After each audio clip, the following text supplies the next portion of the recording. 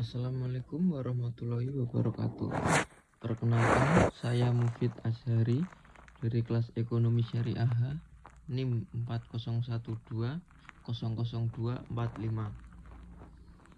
Di sini saya akan mempresentasikan uang dalam Islam.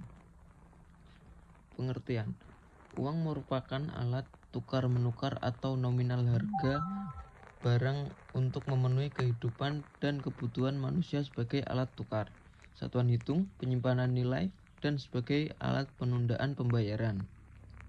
Namun ada satu hal yang sangat berbeda dalam memandang uang antara sistem kapitalis dengan sistem Islam.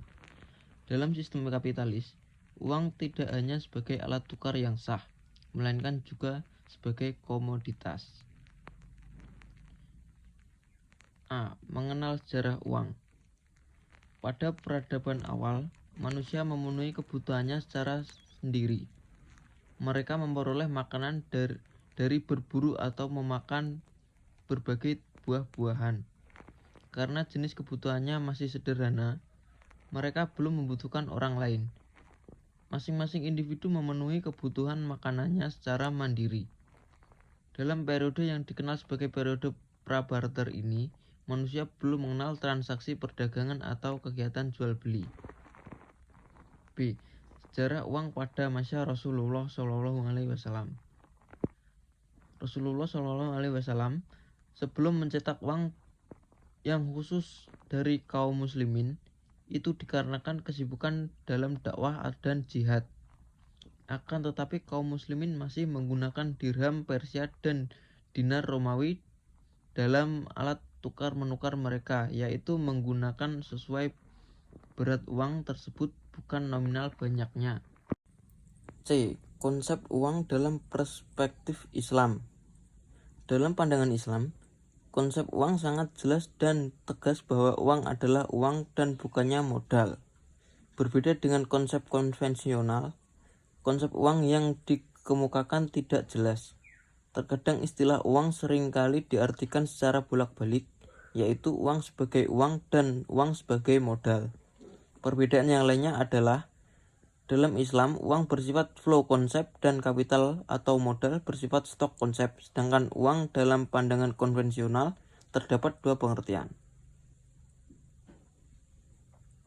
D. Fungsi uang dalam perspektif konvensional. Dalam sistem ekonomi konvensional, uang memiliki 4 fungsi penting, yaitu 1. Satuan hitung atau unit of account. Maksudnya, uang memberikan harga suatu komoditas berdasarkan waktu ukuran umum, sehingga syaratnya terpenuhinya double coincidence of ones atau kehendak ganda yang selaras tidak diperlukan lagi. Yang kedua, alat transaksi atau medium of exchange. Maksudnya, uang juga berfungsi sebagai alat transaksi dengan syarat uang harus diterima atau mendapat jaminan kepercayaan. Dalam perekonomian modern ini, jaminan kepercayaan itu diberikan oleh pemerintah berdasarkan undang-undang atau keputusan yang berkekuatan hukum. Ketiga, penyimpanan nilai atau store of value. Maksudnya, fungsi uang sebagai penyimpanan nilai dikaitkan dengan kemampuan uang menyimpan hasil transaksi atau pemberian yang meningkatkan daya beli, sehingga semua transaksi tidak perlu dihabiskan saat itu juga. Yang keempat, standar pembayaran di masa mendatang atau standard of different payment. Maksudnya, fungsi uang sebagai standar pembayaran di masa mendatang dikaitkan dengan banyak sekali kegiatan ekonomi yang balas jasanya tidak diberikan pada saat itu juga. E. Fungsi uang dalam perspektif ekonomi Islam. Uang sebagai satuan nilai atau standar harga atau unit of account. Uang adalah satuan nilai atau standar ukuran harga dalam transaksi barang dan jasa. Dengan adanya uang sebagai satuan nilai akan memudahkan terlaksanakannya transaksi dalam kegiatan ekonomi masyarakat. Uang sebagai standar nilai harus memiliki kekuatan dan daya beli yang bersifat tetap agar dapat berfungsi sebagaimana mestinya. 2. Uang sebagai alat tukar atau medium of exchange. Uang sebagai alat tukar menukar yang digunakan setiap individu untuk transaksi barang dan jasa. Misalnya, seseorang yang memiliki kelapa untuk memenuhi kebutuhannya terhadap beras, maka ia cukup menjual kelapanya dengan menerima uang sebagai gantinya. Uang sebagai alat penyimpanan kekayaan atau store of value atau store of wealth. Uang sebagai penyimpanan kekayaan maksudnya adalah bahwa orang yang mendapatkan uang terkadang tidak mengeluarkan seluruhnya dalam satu waktu.